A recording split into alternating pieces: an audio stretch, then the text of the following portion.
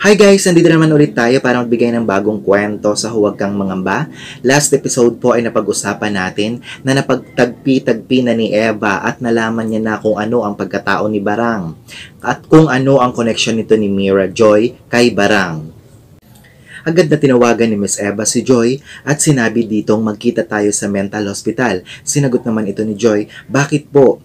Sinagot naman ni Eva, alam ko na kung sino ang anak ni Barang. Si Agatha naman ay tumawag sa mental hospital sa isang nurse na kakutsaba nila doon at sinabing ilipat ng mental facilities itong si Barang as in now na. Kaya naman, ginising ng isang nurse na tao ni Agatha at Deborah itong si Barang para sabihing may pupuntahan daw sila. Ngunit nagtataka naman itong si Barang at ayaw niyang sumama dito.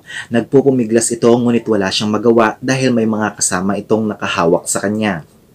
Nung nasa lobby na sila ng mental hospital, lumapit ang nurse sa guard at sinabi niyang may clearance na ito si Barang na ilipat ng ibang mental facilities. Kaya inutos ng nurse dito sa isang guard na paandarin na daw ang van.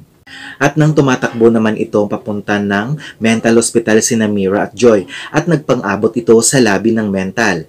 Maya-maya lang ay dumating na din si Eva. Hoy, hoy, hoy! Sino kayo?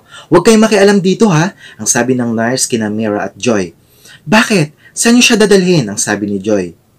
Ililipat namin siyang sa ibang facility sa ibang bayan. Dahil hindi na siya safe dito. Hindi niyo pwedeng gawin yan, sabi ni Mira. Bakit? Sabi ng nurse.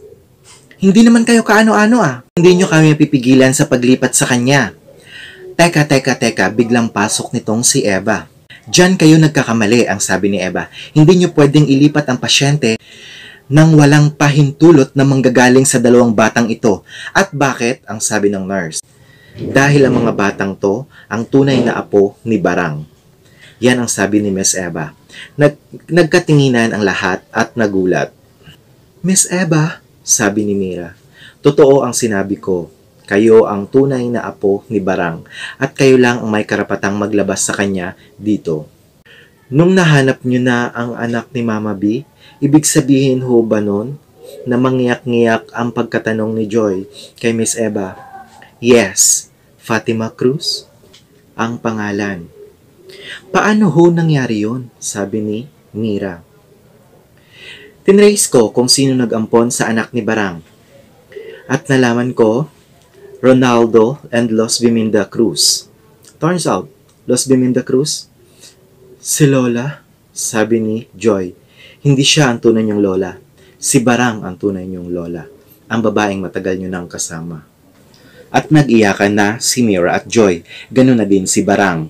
Ngunit sinabi ng nurse, hindi niyo siya pwedeng kunin, wala kayong pruweba. Sinagot naman ito ni Eva, kailangan ba talaga ng pruweba? Pareho naman nating alam na hindi na kailangan yon. At isa pa, itatransfer niyo siya ng ganitong oras, this oras ng gabi? Sa isang van? Ha? Abay, hindi ata transfer ang gagawin mo.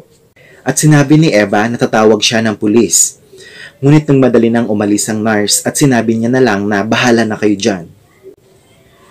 At nag-iyakan na si Mira at Joy papalapit kay Barang at niyakap ang kanilang lola. At ito na, nag-iyakan na sila guys.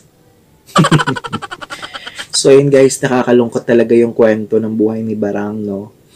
Sinabi ni Joy na yung anak ni Barang ay yung mama nila. Naiyak na rin ito si Barang, umiiyak na ito. Nagyakapan na silang tatlo, sinabing magkadugo sila, magkamag-anak sila. Siya ang lola ni Joy at ni Mira. So guys, abangan nyo ang susunod na kwento nito dahil ilalabas na siya ni Mira at Joy sa tulong ni Miss Eva.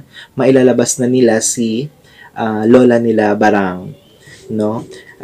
Dahil sinunod ni Eva ang kanyang promise kina Mira, dapat daw ay sumunod din si Mira at Joy sa gustong mangyari ni Eva na itutuloy niya ang interview pag-feature nito kina Mira at Joy. Kaya guys, abangan ang mga susunod pang mga kwento dito lang sa aking channel. Kaya mag-subscribe ka na para updated ka sa susunod pang mga kwento.